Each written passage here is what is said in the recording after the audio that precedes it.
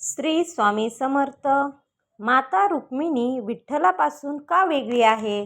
कथा काय आहे? माता रुक्मिणीला तुळशी माळ का घालतात? आज आपण जाणून घेणार आहोत एक असा प्रश्न ज्याचे उत्तर अनेक भक्तांना जाणून घ्यायचे असते की माता रुक्मिणी विठ्ठलापासून वेगळी का आहे आणि उभी आहे, यामागे कोणती कथा आहे? दुर्वासा ऋषीचा शाप, रुक्मिणीचा रुसवा आणि पंढरपूरच्या विठ्ठल रुक्मिणी मंदिराचे रहस्य या व्हिडिओमध्ये जाणून घेणार आहोत. तर हा व्हिडिओ शेवटपर्यंत स्किप न करता पहा. संपूर्ण माहितीसाठी तुम्हाला हा व्हिडिओ शेवटपर्यंत पाहायचा आहे. आणि व्हिडिओ नवीन पाहत असाल तर लगेच लाईक करा, शेअर करा, सबस्क्राईब करा आणि बेल आयकॉन बटन नक्की प्रेस करा. चला तर मग वेळ न घालवता हा व्हिडिओ शेवटपर्यंत नक्की पहा. आणि विठ्ठल विठ्ठल जय हरी विठ्ठल असा नामजप कमेंट्स बॉक्समध्ये नक्की लिहा. तुम्ही पंढरपूरला दर्शनासाठी गेला असाल तर तुम्ही पाहिले असेल की विठ्ठलाचे मंदिर आणि माता रुक्मिणीचे मंदिर वेगळे आहे. यामागे एक सुंदर आणि भक्तिभावाने भरलेले कथा सांगितली जाते. एकदा भगवान श्रीकृष्ण आणि रुक्मिणी यांनी दुर्वासा ऋषींना भोजनासाठी आमंत्रित केले.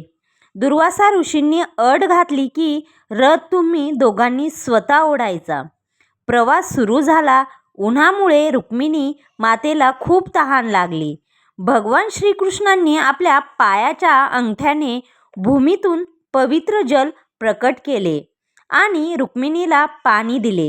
मात्र दुर्वासा ऋषींना आधी विचारले गेले नाही. त्यामुळे ते संतापले आणि त्यांना खूप राग आला आणि म्हणाले, तुम्ही दोघे एकत्र राहणार नाही.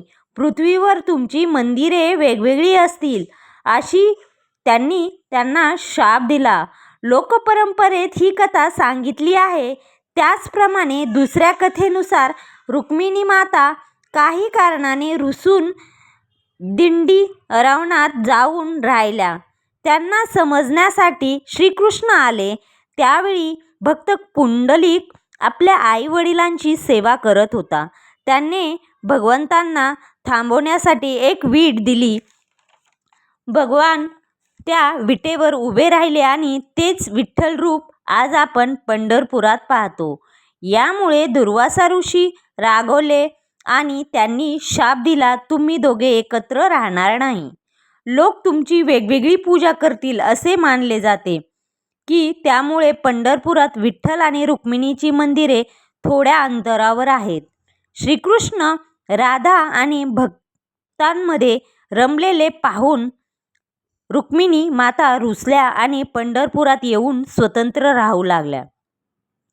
श्रीकृष्ण त्यांना समजवण्यासाठी आले आणि विटेवर उभे राहिले.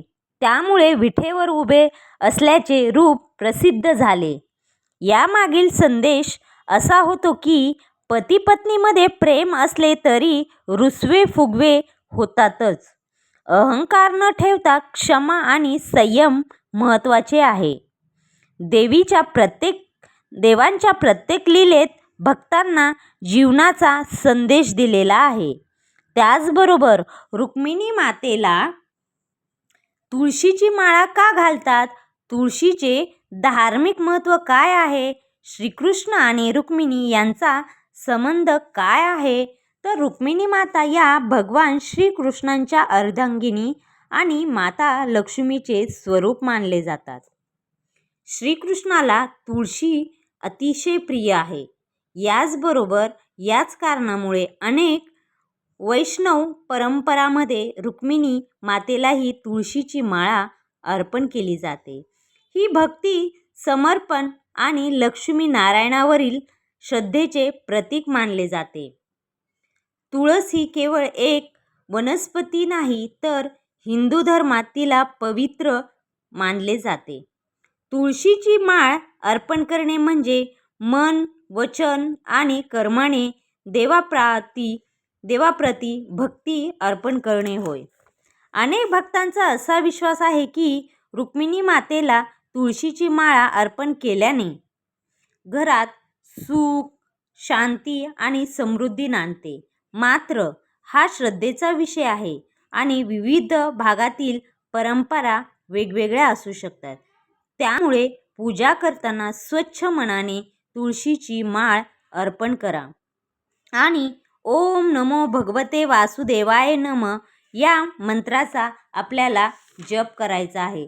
अशा प्रकारे तुम्हाला ही जी कथा आहे, माता रुक्मिणी विठ्ठलापासून का वेगळी झाली, तर त्यांना ऋषींचा शाप मिळाला होता. त्याचे कारण पण असे आहे की ऋषींना त्यांनी पाणी अगोदर विचारले नाही. त्यांनी त्यांच्या पत्नीला दिले. भूमीतून त्यांनी जे पवित्र जल असं प्रकट केलं आणि रुक्मिणीलाच फक्त पाणी दिले. मात्र दुर्वासा ऋषींना आधी विचारले नाही, म्हणून त्यांना खूप ते संतापले आणि त्यांनी हा शाप दिला की तुमच्या दोघांचे पण तुम्ही दोघं एकत्र कधी येणार नाही, तुमचे मंदिरे वेगवेगळी असतील. आणि तसेच घडले. अशा प्रकारे ही कथा आहे. या कथा 2-3 भागामध्ये विभागलेल्या आहे, वेगवेगळ्या प्रकारच्या आहेत. तुम्ही पाहिलं असेल ही दुर्वासा ऋषींनी दिलेला एक शाप आहे. त्याच्यानंतर पार्वती रुसून वनात गेली, त्याच्यामधून तिथून नंतर त्या पंढरपूरला जाऊन रुसून तिथे थांबल्या. अशा प्रकारची ही कहाणी आहे. ही कहाणी जर तुम्हाला खरंच आवडलेली असेल तर नक्की आपल्या चॅनलला @स्वामी-3131 या चॅनलला नक्की सबस्क्राईब करा, लाईक करा, शेअर करा आणि बेल आयकॉन बटन प्रेस करायला विसरू नका.